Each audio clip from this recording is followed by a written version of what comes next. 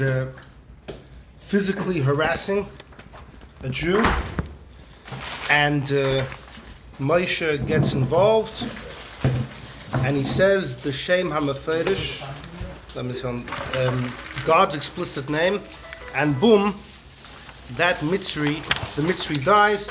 Moshe covers him in sand, and boom. Hold on, some of the pages are a little bit wet over here, but I will get you a copy. We've done a share about this, right? About Moshe? Yeah, don't I worry. think we're coming up on a full year. Because we all love discussing Gilgulim, every shir needs to start off with a Gilgul. Right, that's what it was. The Mitzvah doesn't have Avinum Shir. The Arizal happens to write, well, the Reb Chaim Vital writes in the name of the Arizal, numerous places, that this Mitzri had a portion of Kain soul within him. And Moshe is a Gilgul of Hevel. That's why Moshe is a shepherd. Hevel. Could be mentioned. Oh no, that was the year before we had the Gilgulim. How the Koirach, it's all the repetition. Anyhow, so when Moshe, the Chidah says, when Rashi says, Moshe was really a Russia, remember that? no, that was also a shoe. That was another shoe. It's another shoe. That was the artist. That was another. That was last year this week. That was last year this week. That was the artist. Remember, you see? Yeah. Right, we did that one 2 years ago, right? Koirach.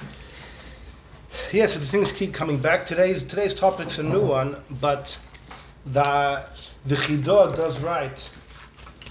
Rashi says that Moshe, when he sees the Mitzri hitting the Yid, he sees Masha Osaloi Babayis, he sees what the Mitzri did in the house with this guy's wife, and he sees what he did to him in the field. What was in the field?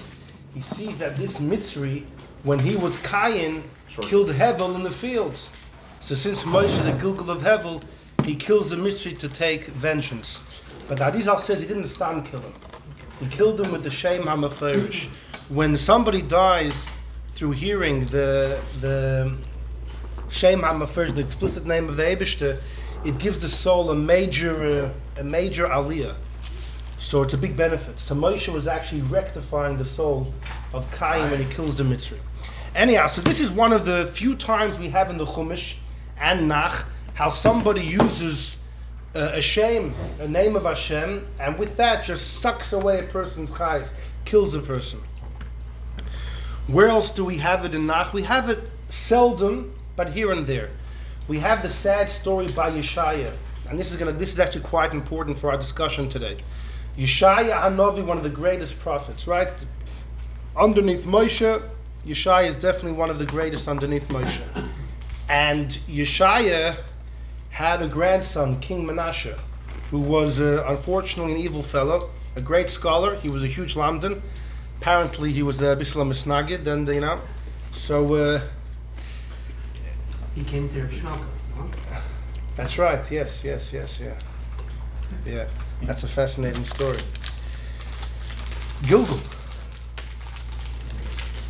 And Menashe accuses his Zayda Yeshaya from all crimes of being a false prophet. Menashe accuses his Zayda Yeshaya of being a false prophet. Why? He says, Zayda, some of your prophecies are against what Moshe Rabbeinu says. That Menashe, who had blood on his hands and this, that, and the other, he was worshipped idols. The issue he had against his Zayda was that some of his prophecies seemed to be at odds with some of the things Moshe said. And this is recorded in Masechta Yevamos, Daf Mem Tes. It's not on the paper. This is all just a hakdama, just to get our... there isn't too much. Although there's 3 pages, there isn't really that much. It's going to go pretty quick. So I got to embellish. Exactly. Phil. So Menashe accuses again his Zayda Yeshaya of being a false prophet. If what you're saying is against Moshe Emes, Moshe's truth, you must be a false prophet. You're Chayev Misa, and Yeshaya ran for his life. And the Gemara says Yeshaya had answers to all of Menashe's questions. For example, one of them was Moshe says in Parshas Veschanon, Mi kashem elekeinu b'chol kareinu elov. Whenever we want, we can call to God. And Yeshaya says, no, Dirshu Hashem b'himotzai. Seek out God when He's found. Apparently, He's not always available. That was one of the few stiris that Menashe found. And the Gemara says Yeshaya had answers to all of it. What is But the answer to that? the answer to that is it depends if you're a tzibur, a minion, can always find a Eibishter. A single person, an individual, it's only certain times. And when is that time? The Aseres Yemei Teshuvah. But the Gemara says Yeshaya knew Menashe is going to kill him anyway. And Yeshaya said, at least let my Anikel try and kill me when he thinks I deserve to die.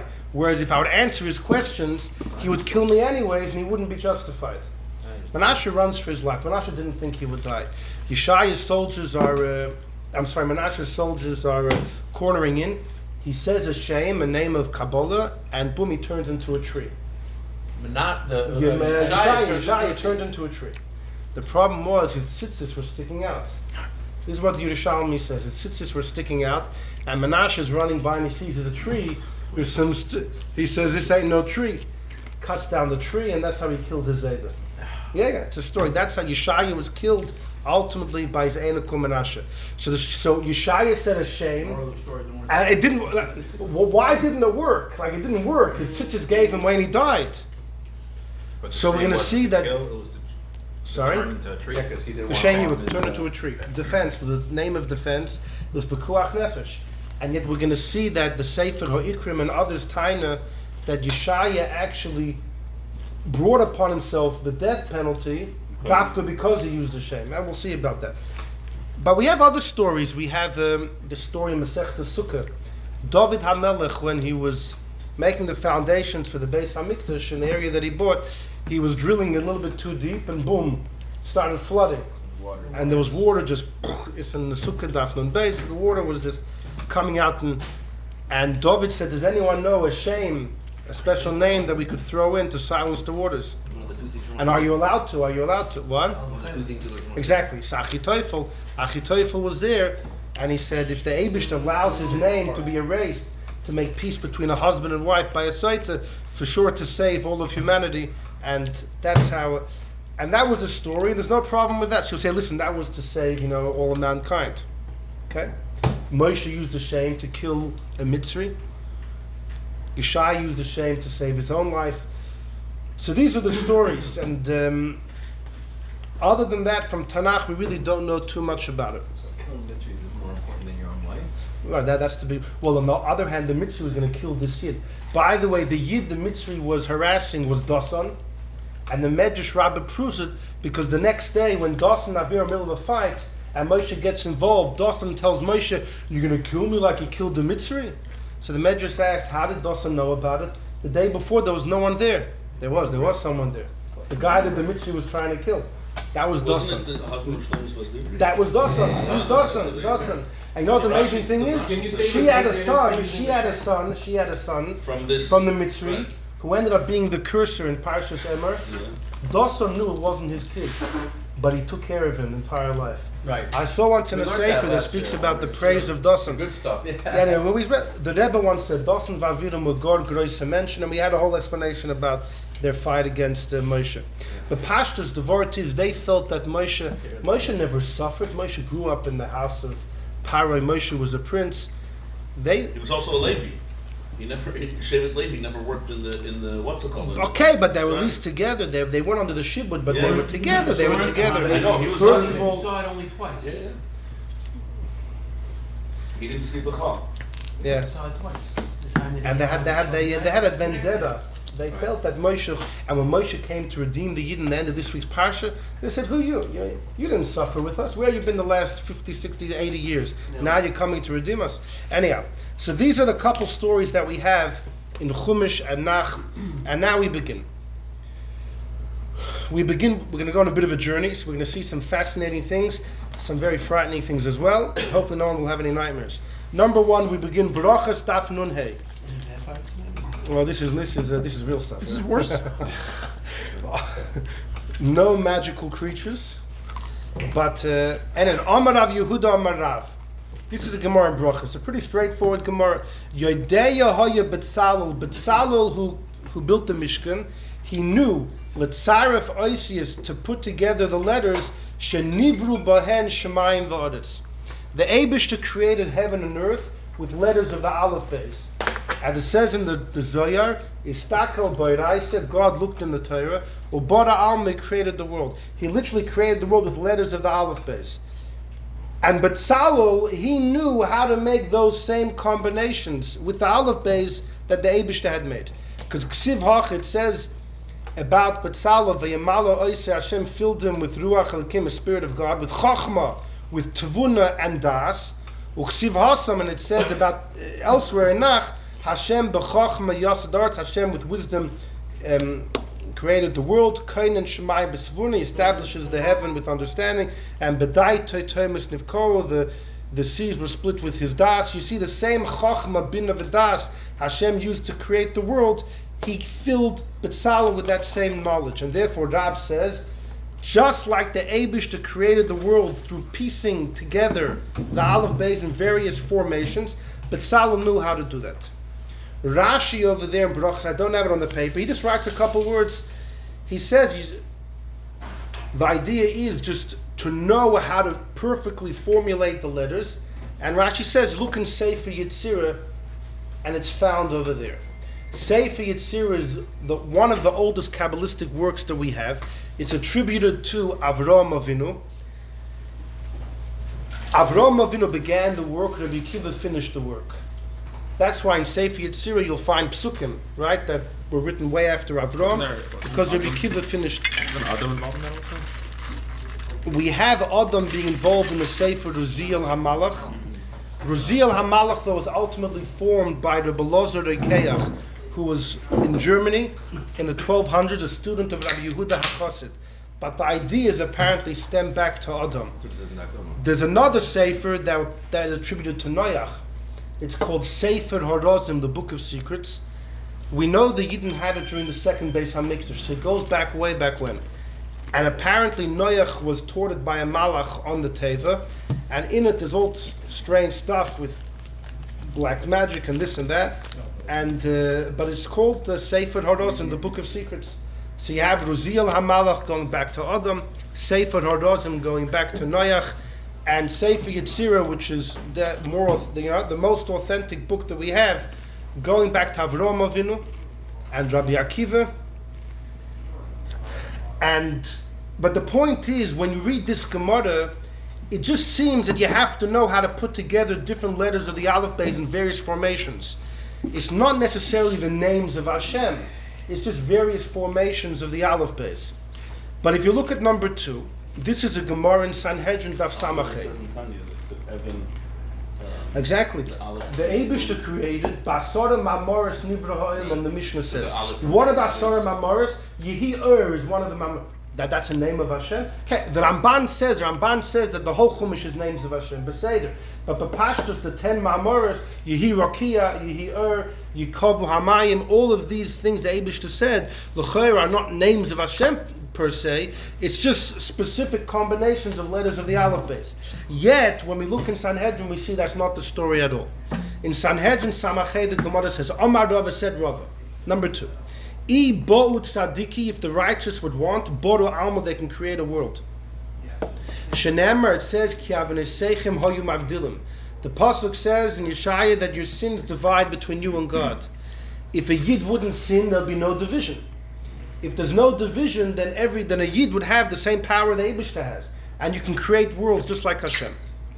And that's what Rava said. And the Gemara says, Rava did it. Bara Gavra. Rava created a person. A Goylam. Rava made a Goylam. This is a Gemara. Shadre lekamedra. He sent it, the Goylam, to Rabzeira. Havakom ishtoi ba'adei. Rabzeira is talking to the guy.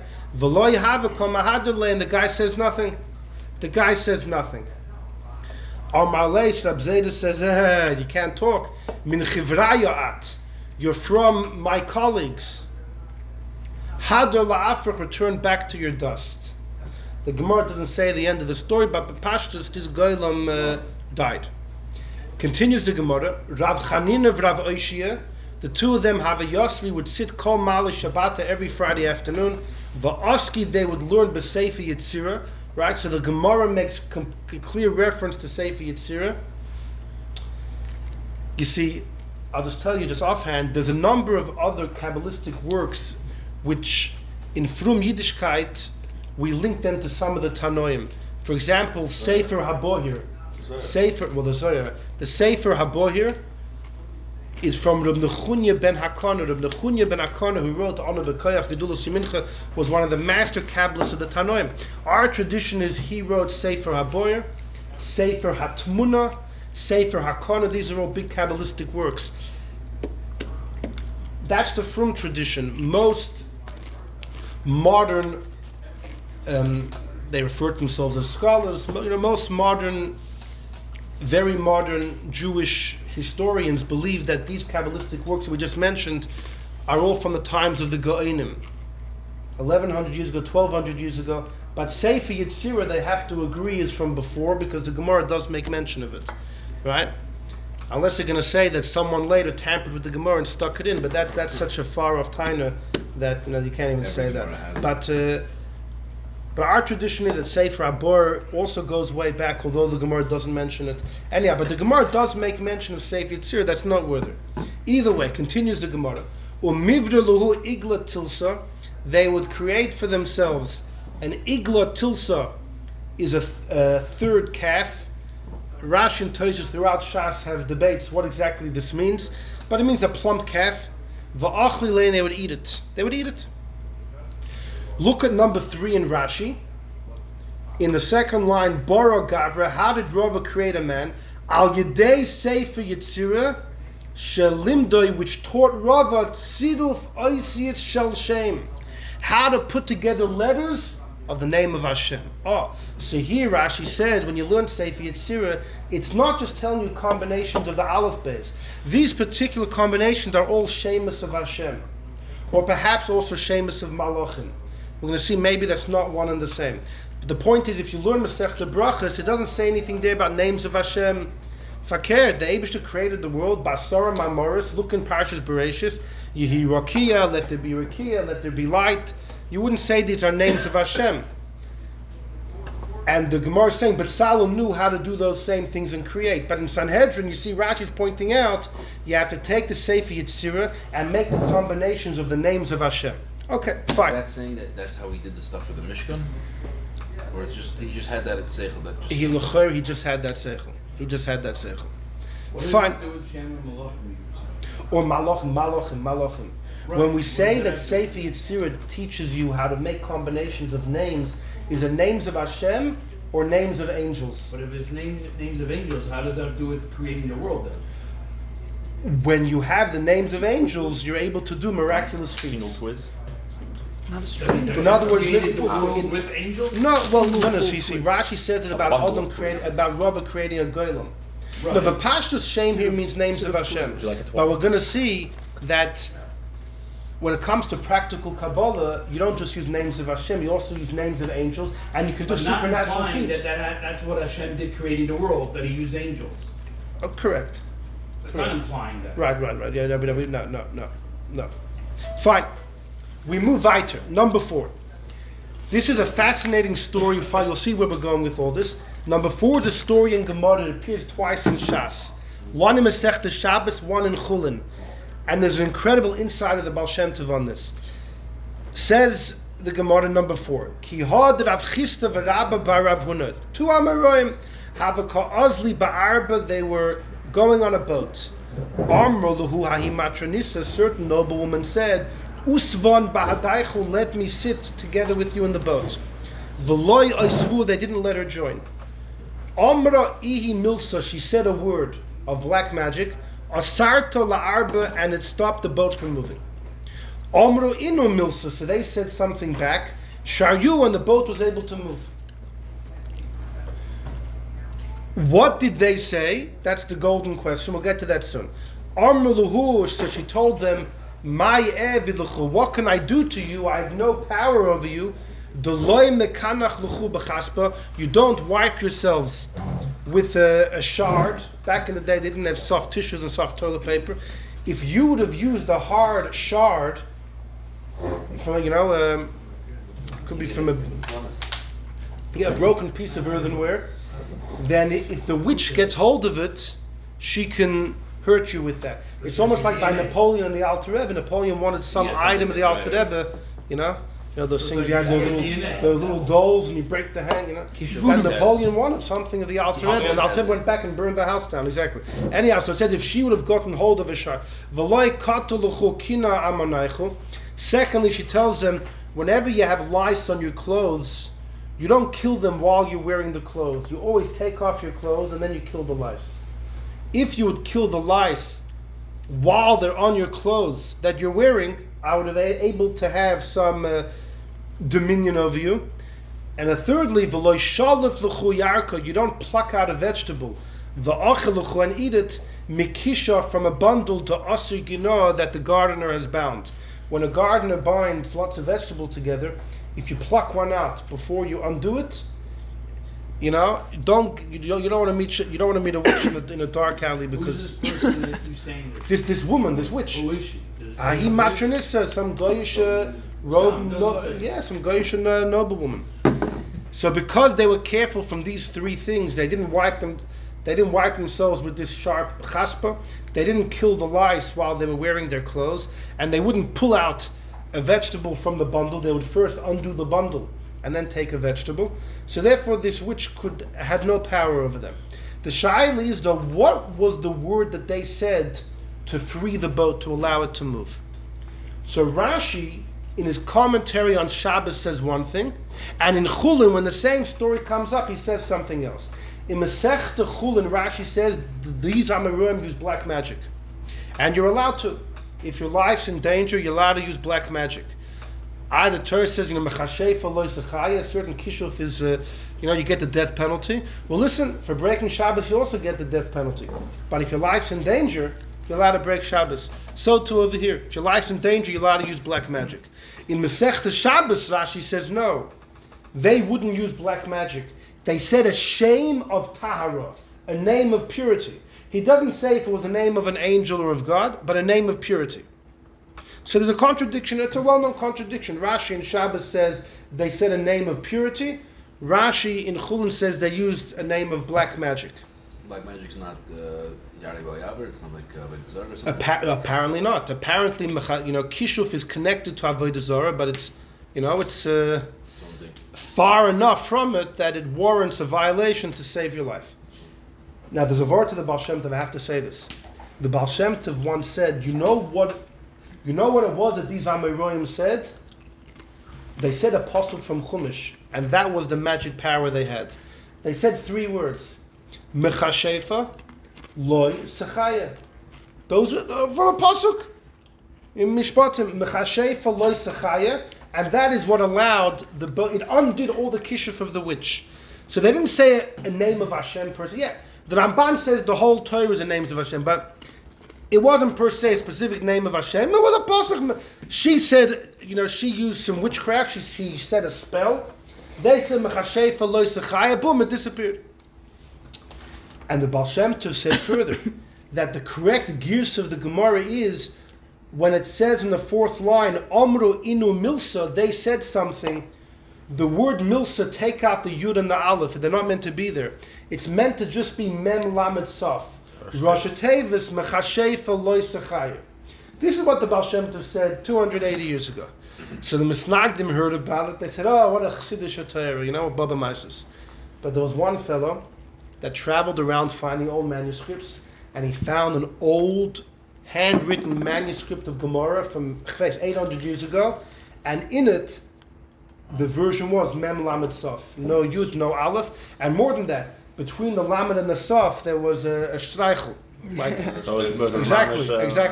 So it's in the Sefer Menachem Meshiv Nefesh. It's a Sefer from Gemara. He quotes this whole thing. A fascinating. The Baal Shem Tov said this word, and everyone thought it was Stam a Chassidish Dreidel. And then they found manuscripts that support it.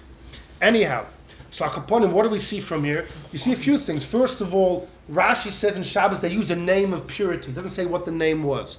The Baal Shem Tov says that Pasha was a pasuk from Chumash. So was that considered a shame? Or is this something else? And hopefully by the end of this year we may be able to see this was something else, not a shame. But Rashi though says they used a shame of purity. And we mentioned even in that the Shaila is a name of God, a name of Malachim. Fine. We go weiter.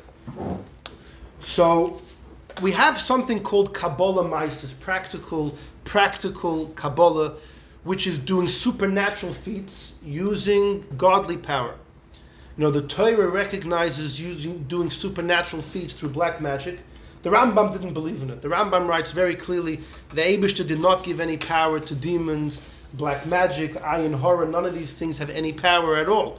However, the Rambam is, it's like he's one against 100. Almost all the other Rishonim disagree, and they believe. Well, even earlier, the Ramban, Rabbeinu Yonah, what? That's what I was about to ask. The Rambam says precisely because their vanity. That's why the Eibishter said, "Stay away." It's tipshus. Hashem said, "Stay away from them because it's not a shkaim." Because they're stupid, Yeah, because it takes you away from God. Because you're looking for other. The Rambam says the Eibush is everywhere. You're looking for a way to escape from the eye of God. No, you're running away from God. It doesn't work because Hashem Echad, the Rambam says. The Eibush is everything. But the Eibush didn't make, there's no Zel Ummah, said there's no power to the Tumah. But if you look for it, you're trying to escape the Eibush. So anyhow, the Rambam... over the years, Yeah, the big shit. The Rambam against Shadim. We learned that.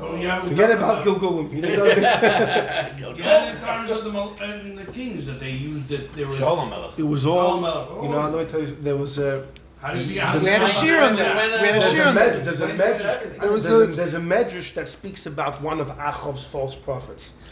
And it says, Achav had one of these prophets, women would always knock on his door and say, "I'm pregnant." Boy or girl, boy or girl.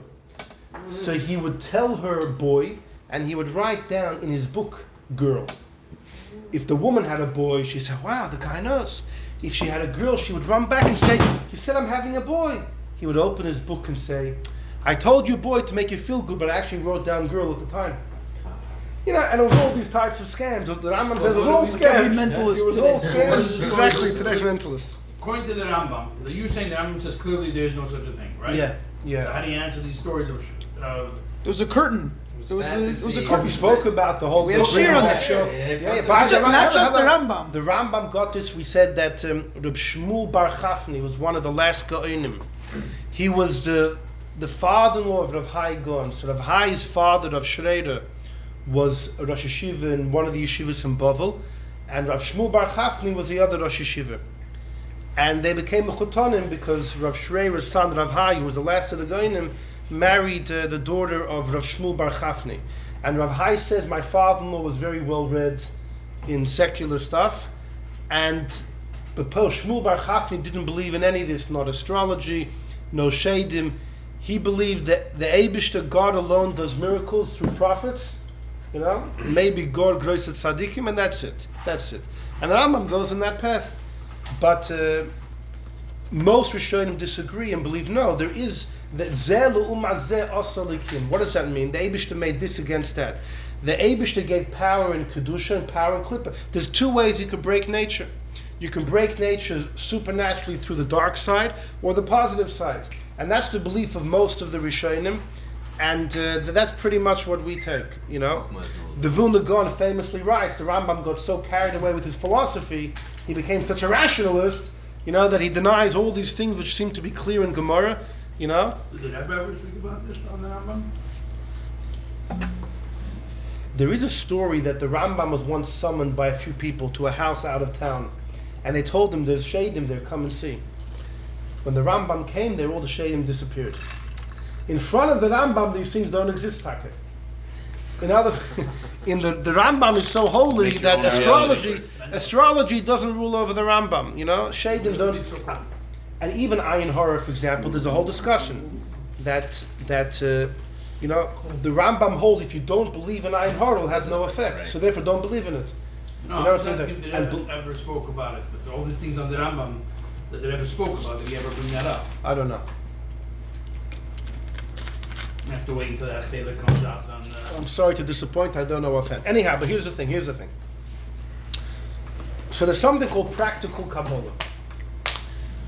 Practical Kabbalah is you want to break nature not through black magic, not through shadim, through holy sources, through angels, malachim, and through the Eibishter's names. And this the Gemara attests to it. This is what the Gemara says in number 1 and number 2, that you can do this, right? This is Sefer Yetzirah, you can do this. And according to Rashi, that's the same thing in number 4. These Amoraim used the names of Hashem, and they could, undo spells and things like that. We know historically there were great Kabbalists that were involved in practical Kabbalah. For example, those that made golems. By the way, the first golem we have is recorded by the Rosh in his commentary on Chumash in the times of Enosh, in generation number 3 from creation.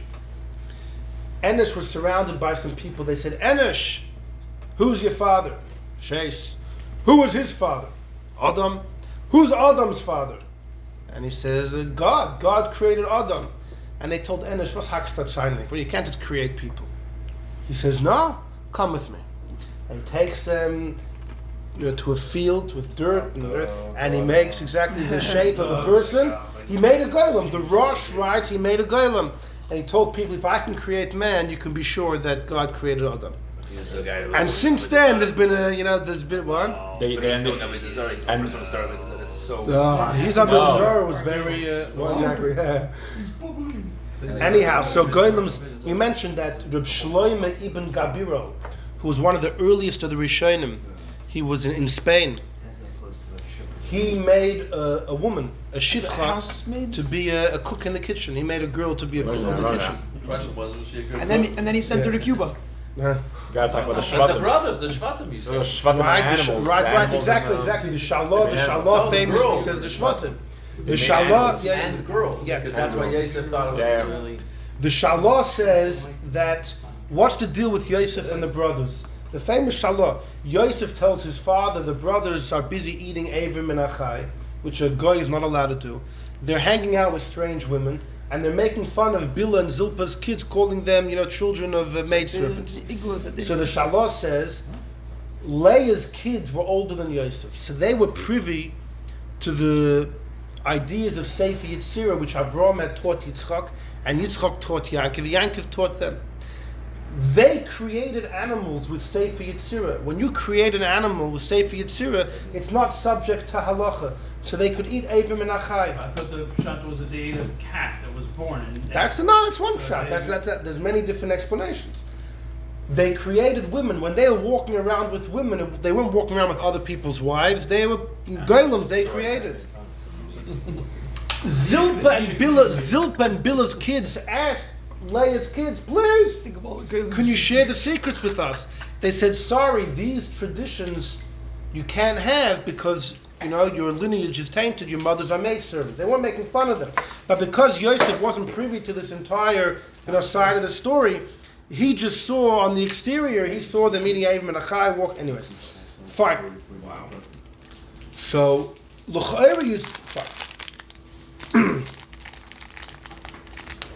So when somebody starts to learn the subject, I'll tell you about myself. When I first started learning this subject, whenever it was, I was under the impression that practical Kabbalah is very generic. It's making golems, it's using shemus for anything, to do anything supernatural. Or kameis. The Gemara speaks about a kameya. What's the English word kameya? Amulet, an amulet, which... Now the Gemara speaks about that in Masechta Shabbos, some amulets just had herbs in it. It was homeopathy. It was a herb. Some of them had shemus. Some of them had shemus of Malachim. Some shemus of Hashem. And they were able to protect you from illnesses, from demons, from negative things. Mamash, a form of protection. And the Gemara speaks about these things actually working to the point that if it actually works, you can wear it on Shabbos through Rishus Harabim. Because you're not. Is that the same thing that they used to write on somebody who had a raise on their body? That's what they used to write. There were some people that had. Right. Yeah. Is that the same? Maybe. It's connected. So, one of the oldest tricks in the book, and this is going to come up again, is a shame that people used to magically write with. That they would say a shame, and a quill would just start writing. Moshe Rabbeinu, on the last day of his life, which was a Shabbos, he finished writing 13 Sifrei Torah. How could he write so much? And also was Shabbos. So the Chassam Sofer in a response quotes from the Shalah. Moshe didn't write it with his hand. There's a special shame. The Chassam Sofer in fact says what the shame is. And through which the quill could just write on its own, and therefore Moshe didn't break Shabbos. The Chassam Sofer quotes this in a tshuva. What? Right, you're right, yes, and many people, yeah, it's a big shiloh because the Sefer HaTrumas, one of the Rishonim say, if you write a Sefer Torah with your left hand, it's not a good Sefer Torah. Why? Because if you write with your left hand on Shabbos, you're not chayiv. So the Sefer HaTrumas says, I don't get it. Is writing with your left hand considered writing or not? If it's considered ksiva, you'd be chayiv for breaking Shabbos. If it's not considered writing on Shabbos, it's not ksiva. And the Torah says, kisvu lechem, you have to write the Sefer Torah. So they all ask on the Shalah the same thing.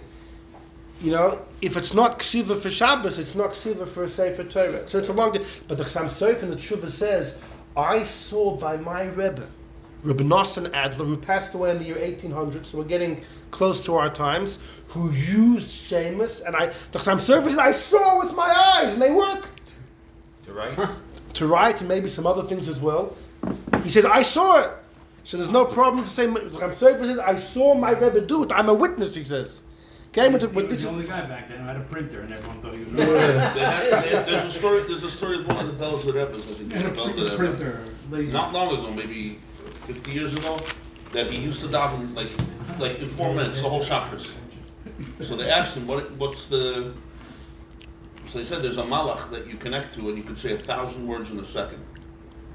Something like that. So he connects to the malach and he flies through that. What's up with this? Wi-Fi. They say when the Chayz of Lublin used to daven fast, I think. Subscription service.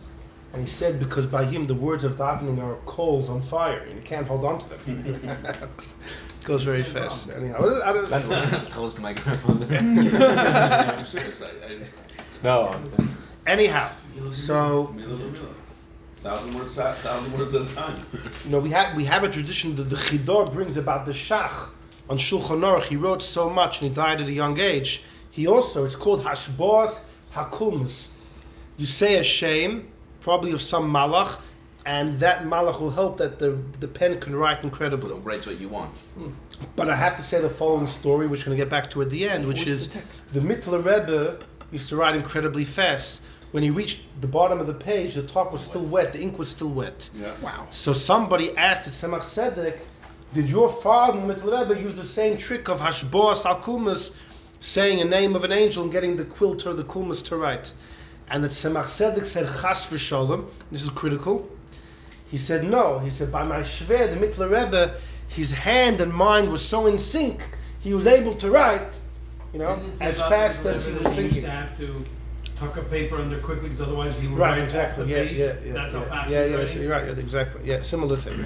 So we have to get back to that. What's the pshat? In other words, the Shach, Nosson Adler, Moshe Rabbeinu, they're all doing this trick, and the Tzemach says that Chas v'sholem my shver. Anyhow, but we have these Kabbalistic tricks, whether it's to write, whether it's to make a golem, this, that, and the other.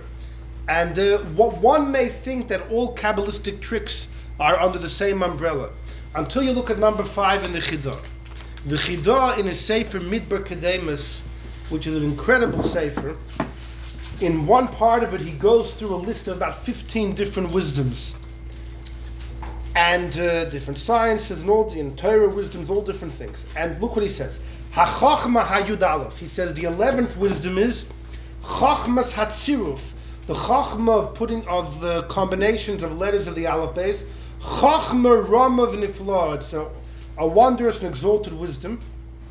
The Rav Yitzchak de Min'ak, we'll speak about him in a moment. Zichrona l'chai yolam haba. Talmid HaRamban, a student of the Ramban. If he was busy with this wisdom, malachim, angels would come, and teach him how to do actions, supernatural actions, like I saw in the handwritten work of Reb Chaim Vital. Fine. Look a line later. Ha-chochma ha-yud beis is chochmas sefer yitzira. She's dividing. Sefer Yetzirah, Lisasik B'Pirushim, to learn the greatest commentaries, to be a Baki in the 231 gates, we'll leave that. And this is part of Chochmas Hatziruf. He's counting it separately. This is number 12, the other one's number 11, but he said it's connected. Now he continues after, I don't have it on the page, but he quotes the Shalah about the Shvatim and Avram. He speaks about using Sefer Yetzirah to create beings. And he says this is part of number 11 of Chochmas Hatziruf, which is the whole Sefer Yetzirah Meiser. But then by the 13th Chochma he speaks about his physiognomy, reading somebody's face, right, which we had a shir about last year, about Moshe Rabbeinu and the portrait. But then he says, Chochma HaYudalit. Chochmas Yediyas Shorshei Shemus HaMalachim. Knowing the sources of all the Malachim's names, Gavoyim, the ones higher than the other, and those that are even higher. V'chol Echad, where his place is in the higher worlds, in the Sfiris, and what these Malachim do, and what service, what purpose they serve. And this is called Kabbalah Maisis. This is called Kabbalah. That's very strange. What in the Sefer Yetzirah is not called Kabbalah Maisis, like this is, only when used Malachim. So this is very strange to me. I thought all these things are practical Kabbalah, is whether you use Shemus of Malachim or God. And here the Chidah is clearly dividing it. And he says, Rabbeinu Reb Chaim Vital Zatzal Ostra, he forbade this, because it says in Pirkei Avos, Udi Ishtamish B'Taga Cholaf, if one uses the crown of Torah, he will die. And in Avos the Rab Nosson, which is a commentary in Pirkei Avos, it says there, it's talking about someone that uses the Shem HaMeferish. Someone that uses God's explicit name. Now here we're not talking about using God's explicit name, we're talking about using Malachim.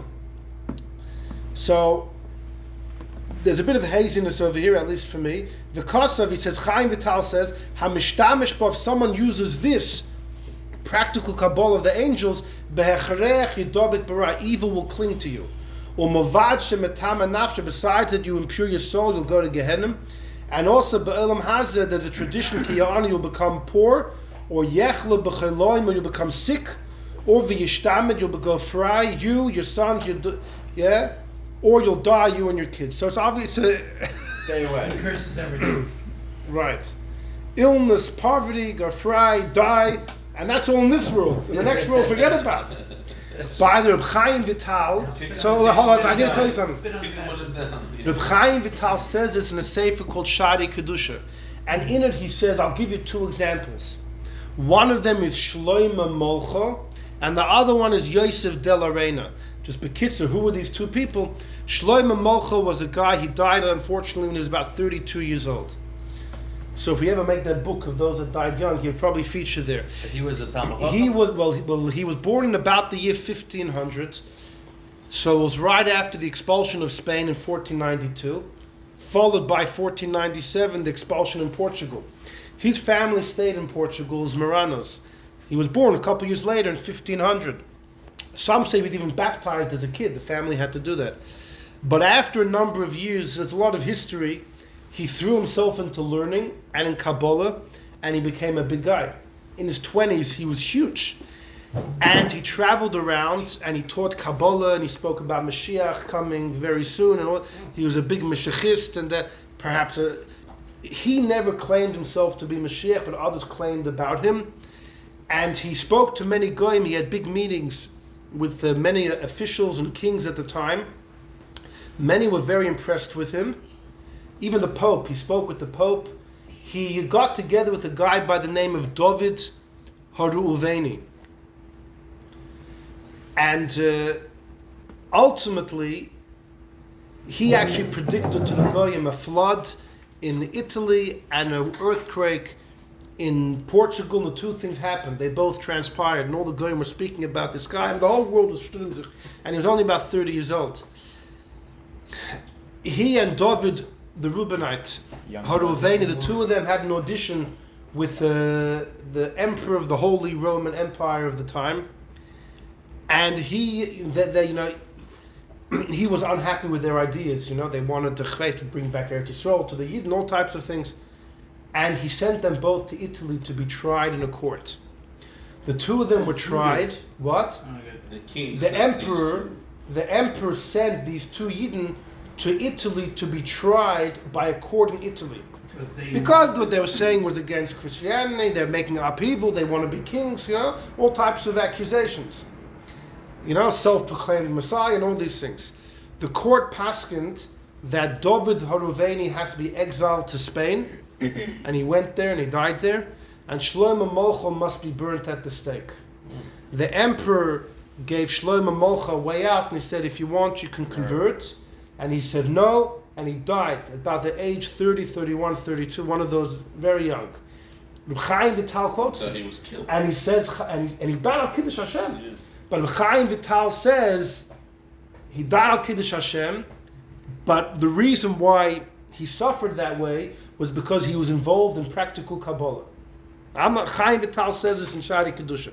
Yosef de la Reina was a well-known Kabbalist in the 1400s, and he tried to bring Mashiach. There's a whole long story. He and four of his Talmidim, they summoned all angels to come from heaven.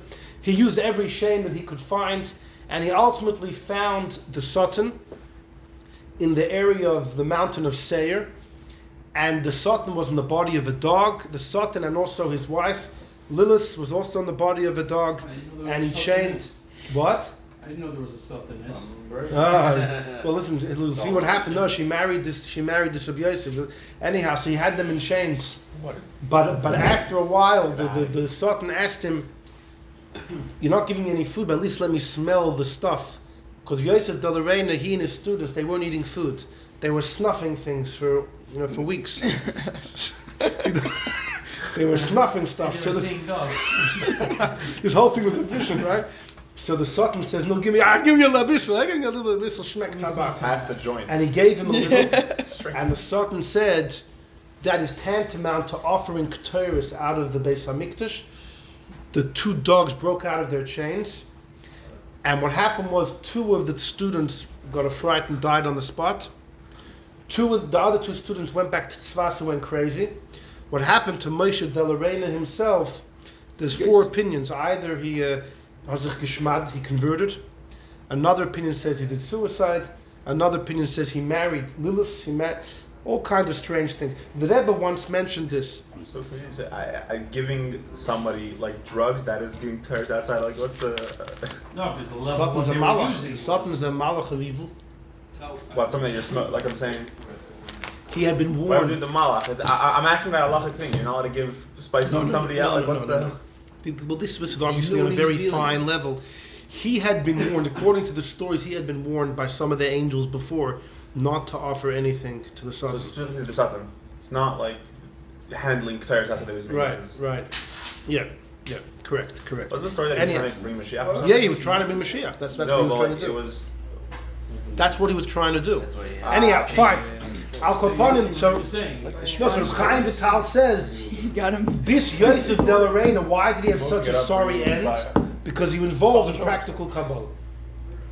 So in other words, what the Chidah is quoting Chaim Vital in number 5, it's from Shari Kedusha, and there Chaim Vital says, I'll give you two examples of people that had a horrible end. Fine. Shlomo Molcha and Yosef de la Reina. What? Doing crazy things. Oh, so that's Sorry, that's what we mentioned. Generally.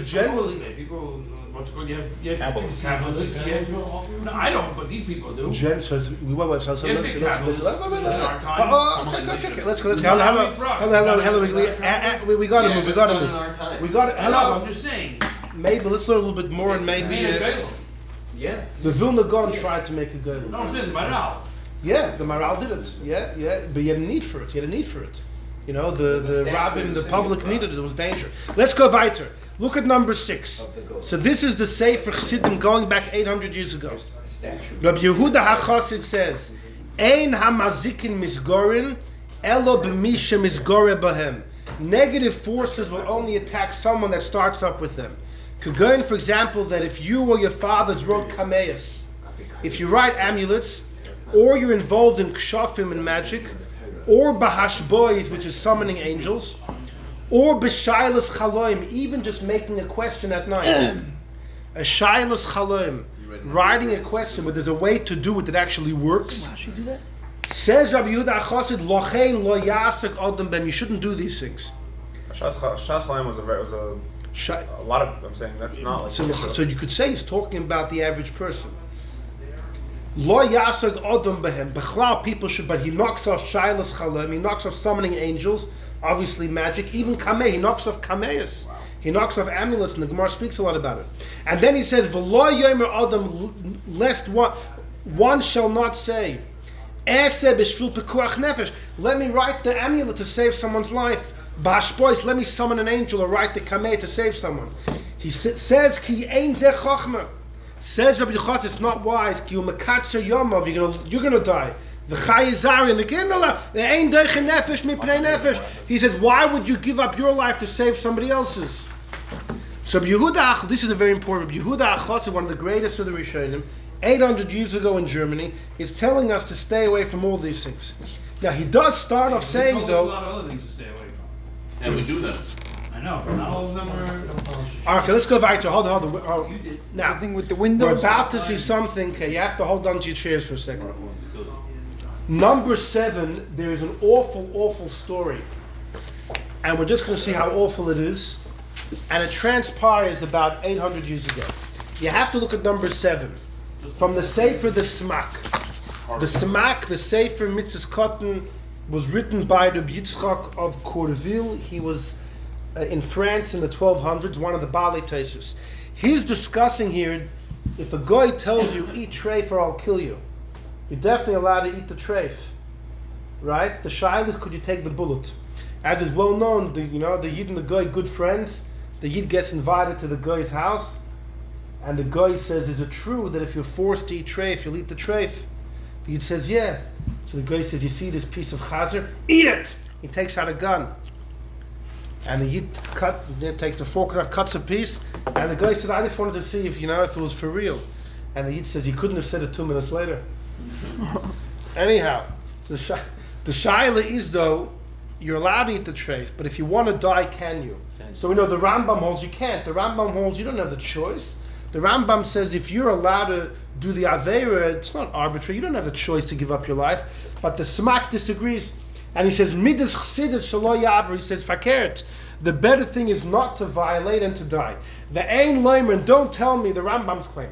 Ma'acher, since the rabbis say you should be over, so im yaver piyim, if you're going to go against the rabbis and take the bullet, maybe God's going to hold you accountable for your life. He says, no, ki ma'acher shekavanos l'shemaim, since you're doing this for the sake of God, you're not killing yourself for selfish reasons. It's in order that the Eibish's mitzvah shouldn't be violated. Tzedakah techashav lo, it's righteous.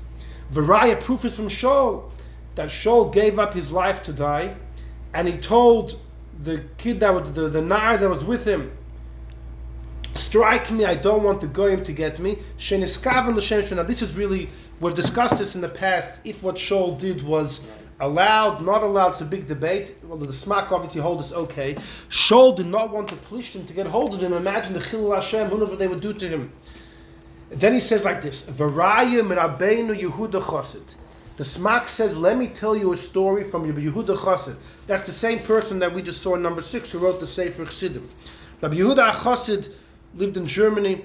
He was born in 1150, passes away 1217. One of the greatest of all the Rishonim.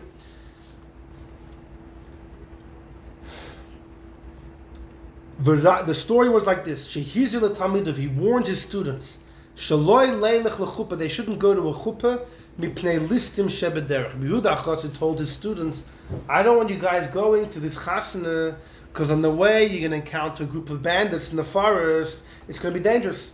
V'holchu, but they went anyways. Ubotchu b'ma sheyadu lahaskir Hashem. They trusted in the fact that they knew the shemus of Hashem, they could protect themselves. Holchu, they went. They encountered the bandits. V'hizkirun, they said God's name. B'chazor, on their way back, Rabbi Yehuda Chassid said, Oi, you just lost your Olam Haba. Im loy tashuva, unless you return back to the forest, you meet up with those gangsters, and you don't say Hashem's name, and you give over yourselves to die. V'holchu, they went to the forest, v'nergu, they were killed. All the students were killed. This is the story. So this is what Tanhala tell the Bach. We always quote the story. If Tanhala says, don't go to a chasana, don't go to the chasana. Look now, to see the real gory details of the story. No, here's the same guy who said in number 6 right before, don't say Shemus. And in other words, like this, he didn't want his students to die. Also that you're supposed to eat the tape if it comes. No, that's the Rambam. The Rambam says.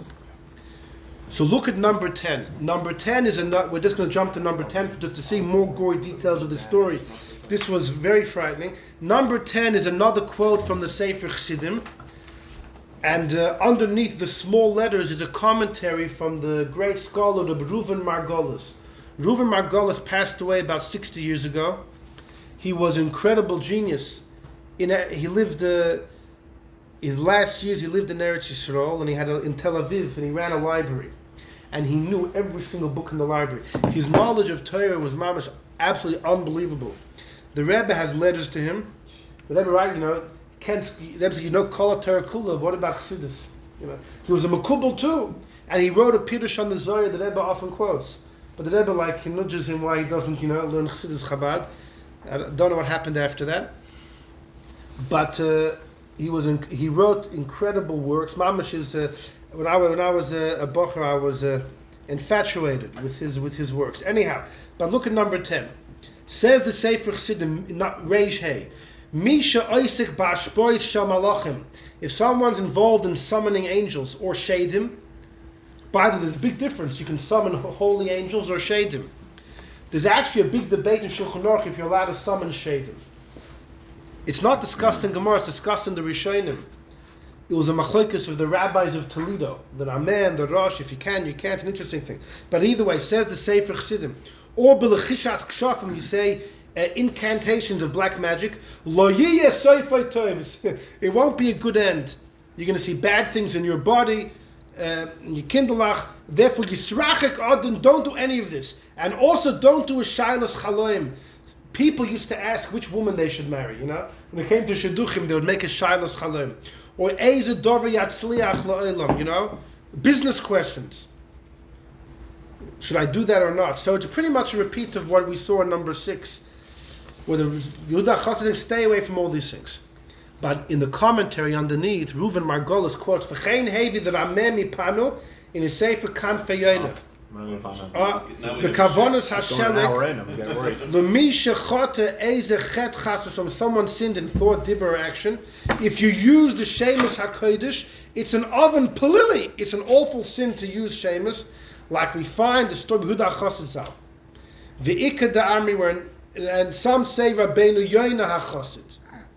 What's the story? His Talmidim used Shemus HaKodesh to test them if they work.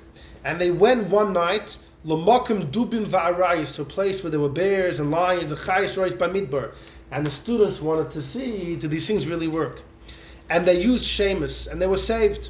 In the morning, when the Rav found out, he took Kadesh Yupar Lachem Bailam Hazeh, in order to be atoned, V'loy la'aylu b'kisuv, and not to enter embarrassment in front of God.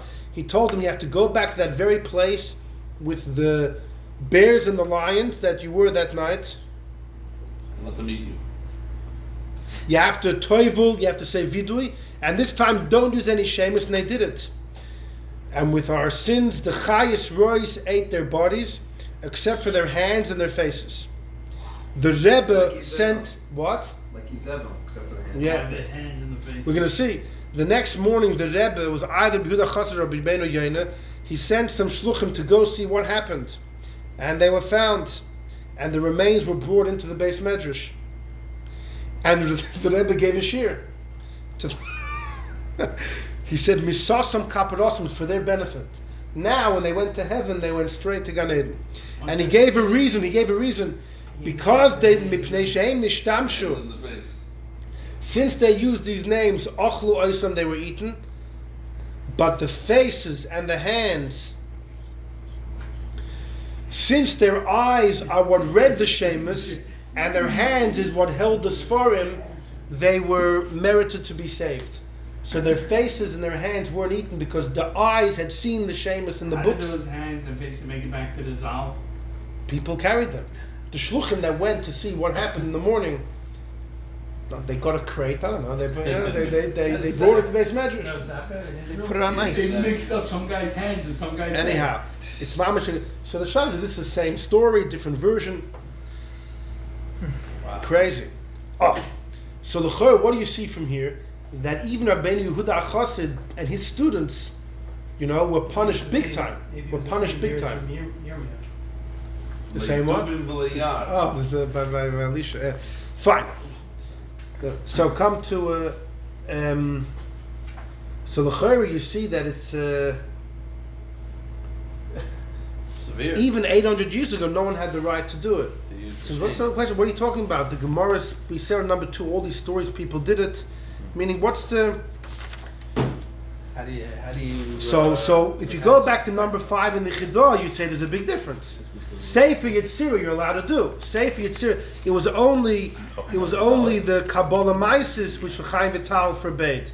These Shemus of these stories go under the category of practical Kabbalah. Apparently Sefer Yetzirah is different, and that would be mutter. Maybe. Look at number 8. We mentioned someone by the name of Yitzchak de Min Akko. We actually mentioned him in number 5. The Chidah quoted him. Who's Yitzchak de Min Akko? He's a student to the Ramban.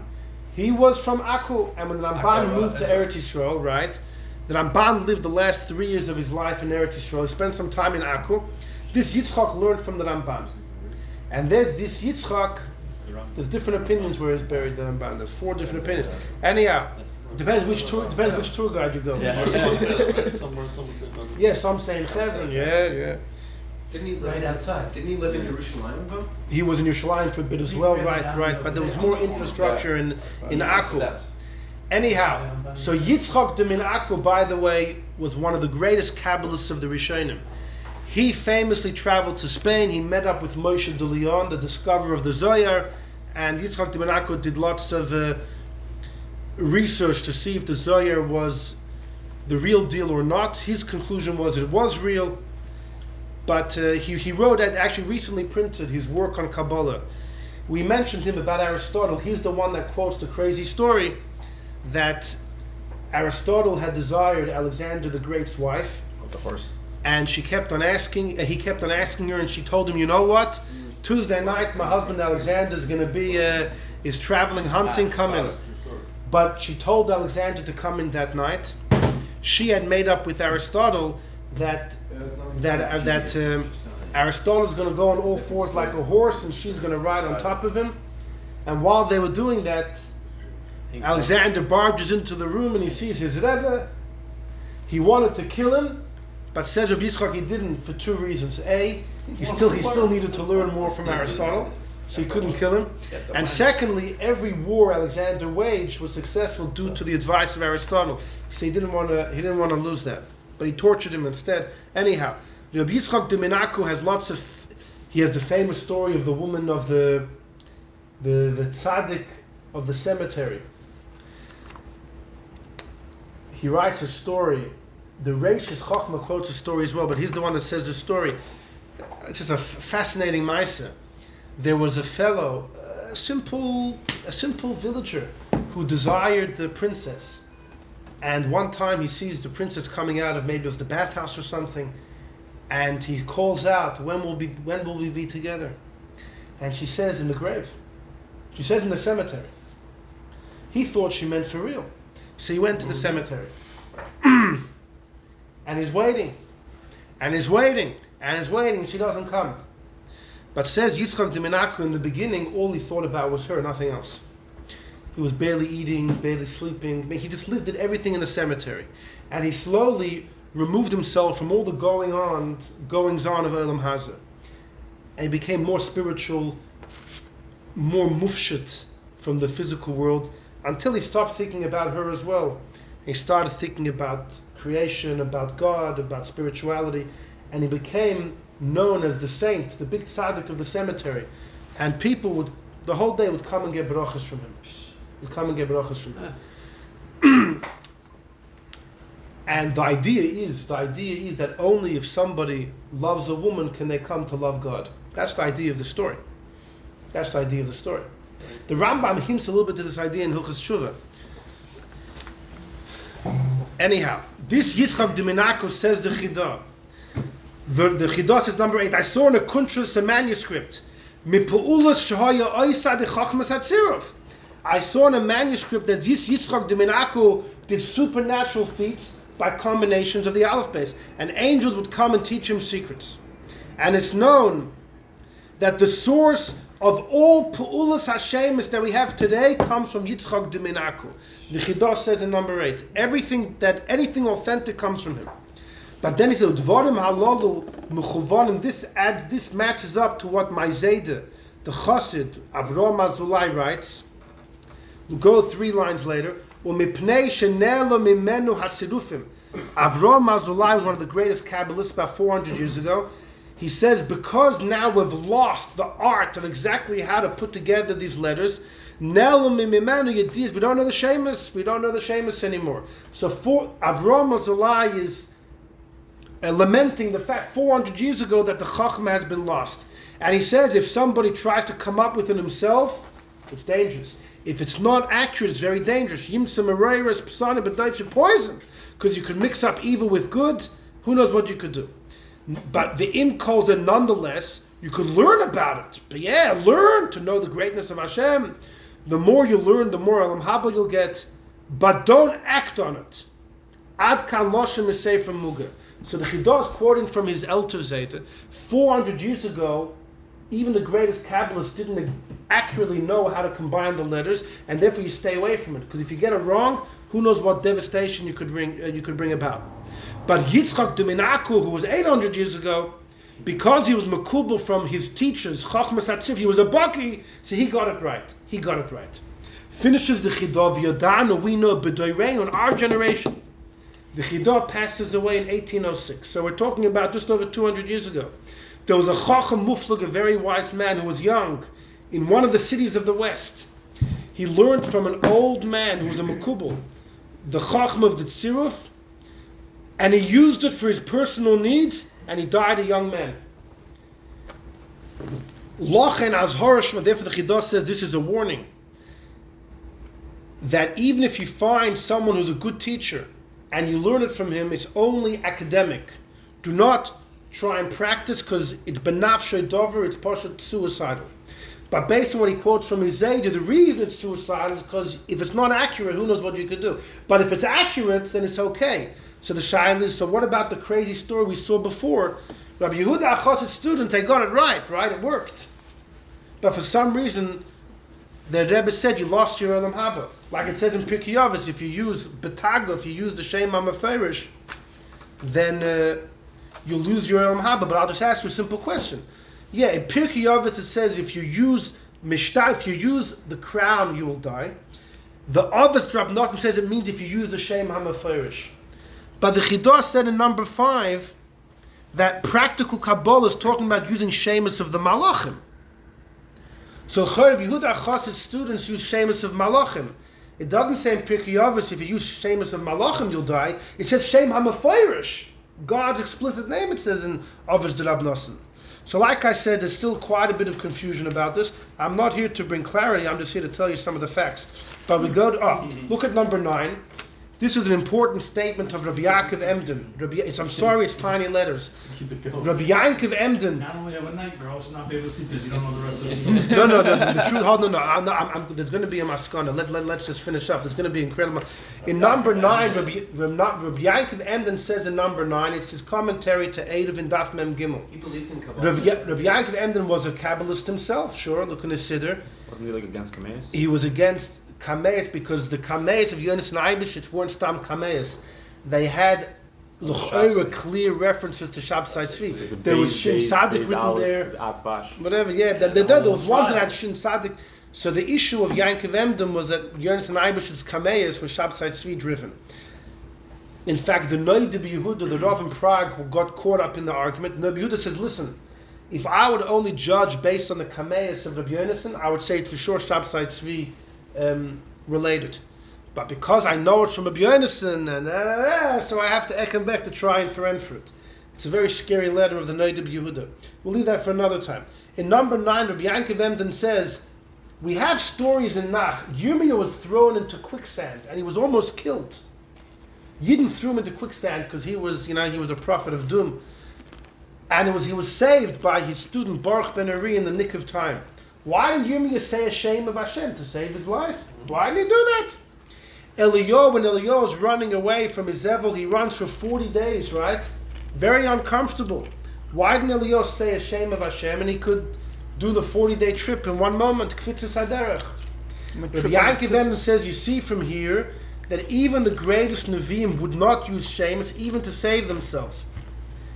And he says further, Yeshaya did use a shame and he was killed. He was given over to his Einik who wanted to kill him. It's a small comment, but everyone quotes his comment of Yankov Emden, who says, listen, Eliyahu didn't use it and he suffered. Yirmiyah almost died. Yirmiyah was willing to die instead of using the shame. And Yeshaya, who, so to speak, succumbed and used it, died right away. That means even the greatest prophets shouldn't use it. It's like, what's going on over here?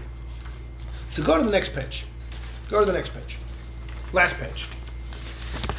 Number 12 is from the writings of Reb Chaim Vital. It's actually pretty straightforward. It's in Shar Ruach HaKodesh. How was, what's his name, saved? How did he save the boy? With what? Elisha and Eliyahu. Okay, we're gonna come back to it. We're gonna come back Put to his it. mouth on his mouth, and he A day later. whatever. It's a little exaggerated. This guy wasn't really dead. He used the Lucas and a BVM. He had a light bulb. Dead. By Eliyahu, I just slept really long, and then One second, who the kid was in, right? by Elisha it says the kid died. By Eliyahu it just said he stopped breathing. Because by Eliyahu, we discussed it. By Eliyahu there's a reason to say the kid wasn't dead. Because if Eliyahu is Pinchas, is a Kohen. He was Chabad. He's a Kohen. Habakkuk was the kid that Elisha brought back. Yeah, exactly. Was Yaina was by Eliyahu. The Eliyahu. kid of the surface was Eliyahu. You see, if when a Navi brings you back to life, you become a become a Navi. Navi too. Anyway, but I want to get back there because that's a great point.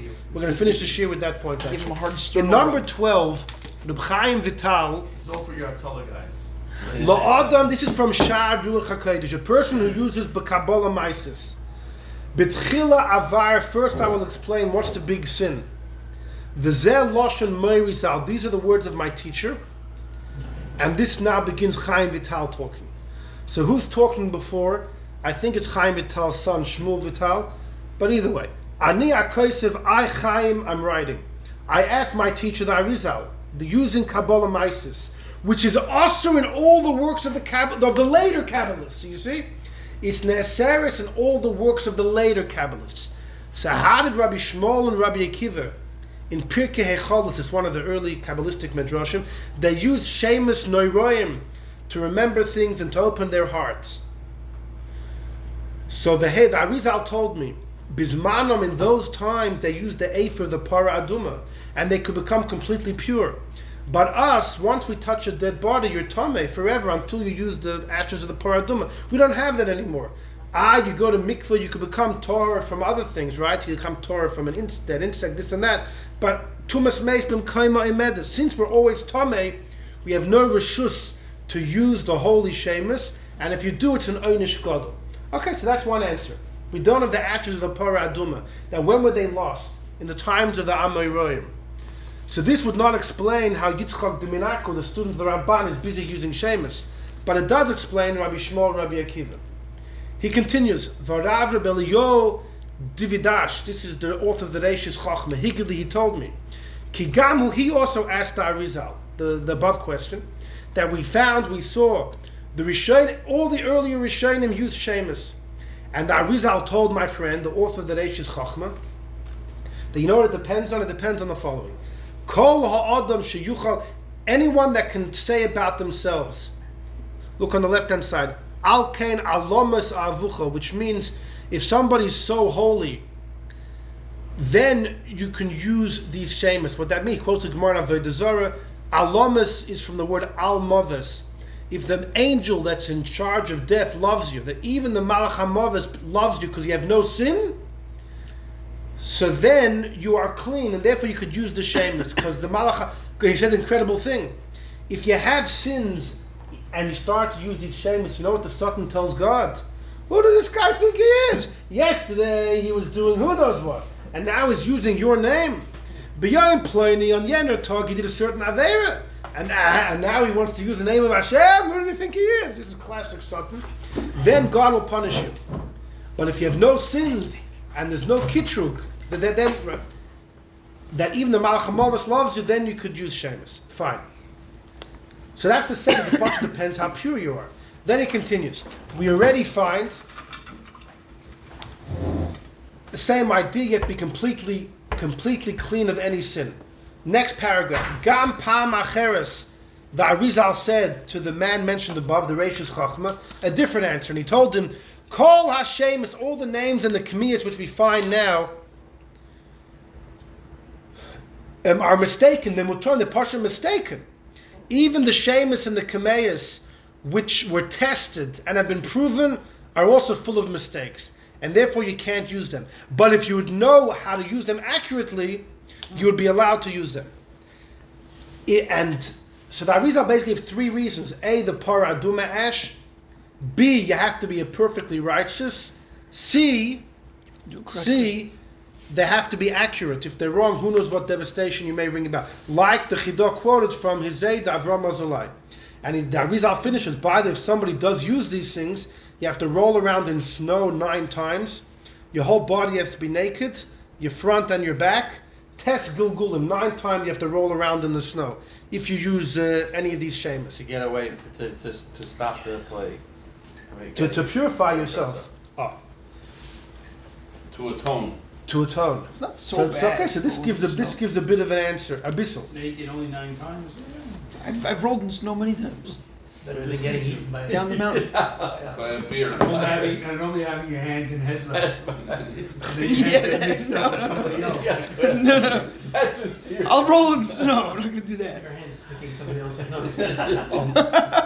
I want to show you number 11 and then 13. Wiping somebody else's Number glass. 11 is from the Levush, and then we're going to wrap it. The wrap-up, Mirza Hashem, is going to be vital. This whole thing is leading up to the wrap-up. But number 11 is the Levush. The Levush Paskins, this is in the Simon and Yeredeh that speaks about black magic. He says, Machashav yesh bo shloisha, there's 3 parts of witchcraft. Ha'oisem, someone does an action with witchcraft, is chayav skilla. If he doesn't do an action, it's just an illusion. He doesn't actually accomplish anything. Then it's only asur rabbinically. Sefer Yitzir is mutter to do lachatchila, even to do an action, because shemus hakodesh heim, they're holy names, and Hashem gave these names the power that through them to accomplish the Chassidim and the Nevi'im should be able to use them. And if someone does use them, you're not fighting against God. Fakir, you're showing the greatness of the Eibishter. So You have to use them for pushing. Right. So he's putting together Shemus, Sefer Yetzirah. He's putting them all together. That is all considered practical Kabbalah. But you have to use them for Kedusha. Not only that, you can only use them for Kedushas Hashem or for a mitzvah rabbah. Nobody these days can check those boxes. Even in those days, Yeshaya was punished because of this. The Levush says Shaya died because he used Hashem. Now why? Wasn't Yeshaya pure? Wasn't it a mitzvah rabbah? Apparently saving your own life doesn't cut it. It doesn't cut it. Like Yankiv Emin said, Yirmiyah wasn't willing to do it. The kol came bisman hazeh that no one can use a betaru b'kedusha. He doesn't say why. He doesn't say because the paradum and this that. God wants the heart. Everything follows the signature. If the signature is good, fortunate is him. He ends off a little mysteriously. But the Levush says it changed when people were no longer as pure and as holy as they once were. But even then, you could only use it either for God or l'tzarech mitzvah rabbah. So maybe Moshe could use it to save somebody else's life. He killed the mitzvah. On the other hand, there is a story. The Chidor writes in one of his diaries that in his travels he was in this desolate desert, and there's an Arab coming towards him. He had no choice. He had to use a shame, and he killed the guy. He says it happened. So the Chidor apparently paskins, you're allowed to do it to save your life, not like the Levush. against the Changed his Levush. own life. Okay. So, but here, the clinch of all this is the following. Why did the Tzemach Tzedek say, Chas v'sholom, my Shver, the Mittel Rebbe, would never use practical Kabbalah to have the pen write the whole paper? Well, after you see number 12, the Arizal gave 3 reasons not to what? Why did he do it? Apparently he felt you're allowed to. You're not supposed to do it. No, but Yehuda Chosed is different. They were told not to go to the wedding. And they defied Well, his orders. they were testing trying, it out. right. They were playing. That was, or the other No, story, they I were thought he said testing that. in Playing with fire, they got burned. Yeah. But when your life's, he didn't say when your life's in jeopardy.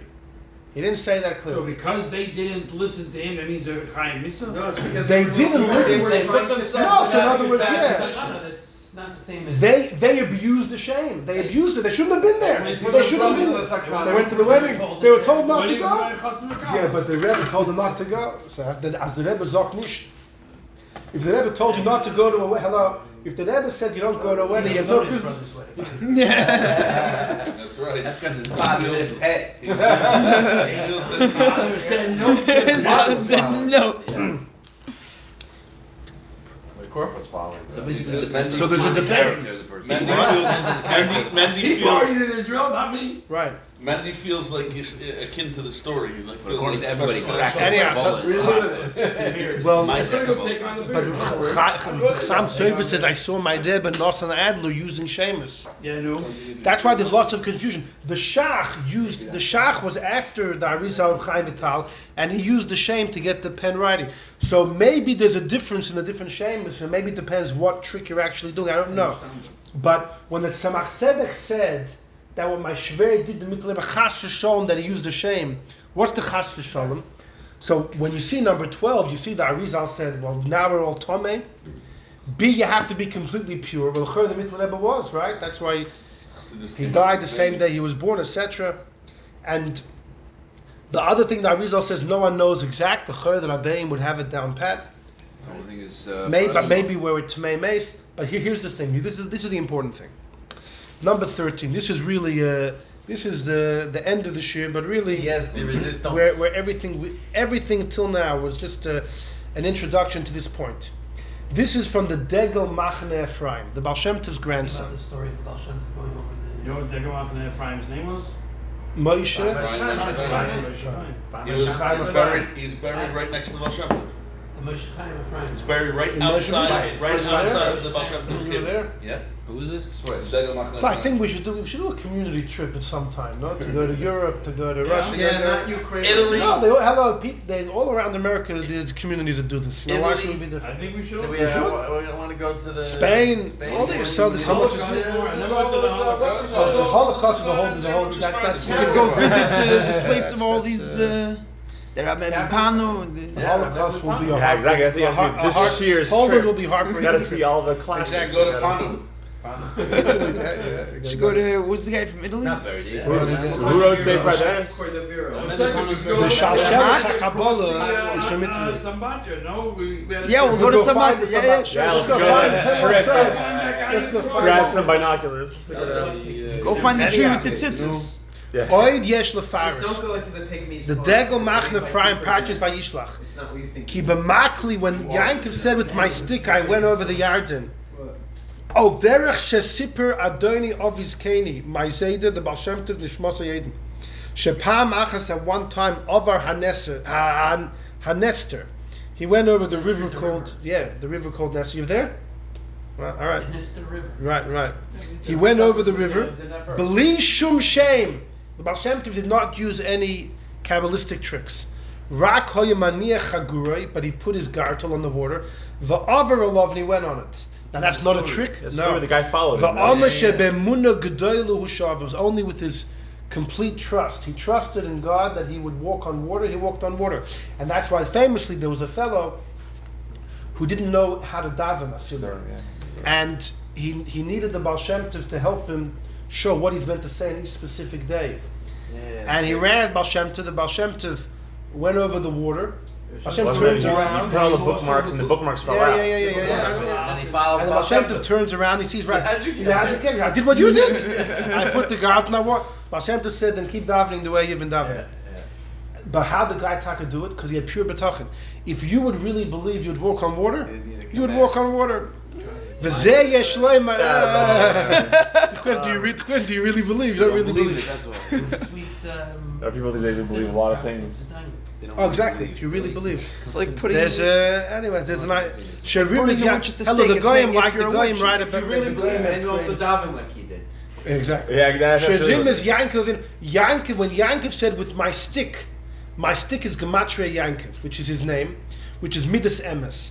Yankov meant to say, I crossed the river with the mid of truth. I truly believed that I would walk across the Jordan. I walked across the Jordan. So the idea is like this. The way that Abayim do miracles is not through Shemus, it's not through the Kabbalistic tricks. It's when the tzaddik is so makusha to the Eibishter, they're lechatchila not bound by the rules of nature. With their trust and their belief that, a good thing will happen, it will happen. They don't have to do any tricks. It's almost like nature melts away in front. The nature will follow the order of the those tzaddik. stories with the Baal Shem Tov where he tells them there was a big fight in Shemayim. There's no shame just his there. trust. Right. No. The first we're talking about here about the rules of nature. The rules of nature. Heaven, and there's a famous word from the Ikrim which Mamash spells out this idea. We had a shir about what did Moshe do wrong when he hit the rock. Hashem told him to take the stick. What was the whole deal over there? And then we saw 10 different Perushim. The Ikrim says, you know what the issue was? He says the Ikrim was a philosopher, a Spanish philosopher, and he says, when Moshe and Aaron, were being yelled at by the Yidden, the well is gone, there's no water, we're dying of thirst. What did Moshe and Aaron do? They fell on their faces, begging God. It's almost like they were at a loss. Says the Ikrim, Moshe and Aaron, you know what they should have done? They should have just told the rock to bring out water. They should have just done it on their own. Because in front of a tzaddik, the rules of nature Disappear. Right. The fact that they fell on their faces at a loss what to do gave the Yidden an impression that tzaddiks are also helpless. That tzaddikim are helpless. They're also bound by the rules of nature. That was the lack of Kiddush Hashem that the Eibishter pointed his finger at Moshe and Aaron. You shouldn't have davened to me. You should have showed the Yidden that in front of the emes at tzaddik who's connected to God, nature doesn't get in the way. And that's why Moshe couldn't go to Eretz Yisrael. Because he was too humble.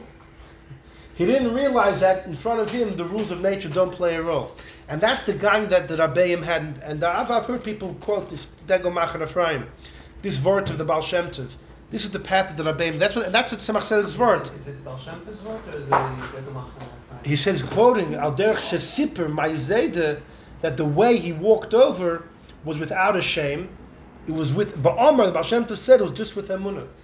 And the L'chayra, you could say, this is what with Elisha and Eliyahu, when they brought the kids back to life, it was with the Emunah and B'tachan that the Eibishter would do it. It wasn't a Why did Kabbalistic Eliyahu trick. just run away instead of using his emunah to have pizza? Why did Yeshaya have to use a shame instead of using his son? Because they didn't have that level. No, but the question is, it could be that Eliyahu felt he wasn't deserving. He felt that kid deserves to come back to life. Who said he felt? Struggle. Who said he felt that ich bin Eliyahu, so therefore nature has to give way and I shouldn't have to walk for 40 days? Also, you could argue He that didn't they were feel doing it roy for themselves, that. not Mendel. The Rebbe didn't do it for themselves. Baal Shem Tov put his Right. gartel down and walked Okay, on. Right, saving yourself. He wasn't doing it for himself. crossing He the could river to walk go around help the world. people. He had to get to the place to help people. He wasn't doing it for himself, so he It's could not a have to roll the surface. boat. Right. To just The make Rebbe, sound you don't see the Rebbe perform miracles. He did it for himself. He couldn't But- say but- let's but the Rebbe- He used a shame. The Rebbe didn't My practice. brother, why The did Rebbe you think believe? about it. No, that was The Rebbe- wagging. No kid. Wagging. The Rebbe's in Paris, they didn't But do he also anything. said I could blow Give the everybody else whole brothers. St. We Petersburg couldn't down one give her a puff couple of my more years. cigar. I didn't. They asked him why did he. Go ahead. That was I'll tell you, when Alter Rebbe stopped, that was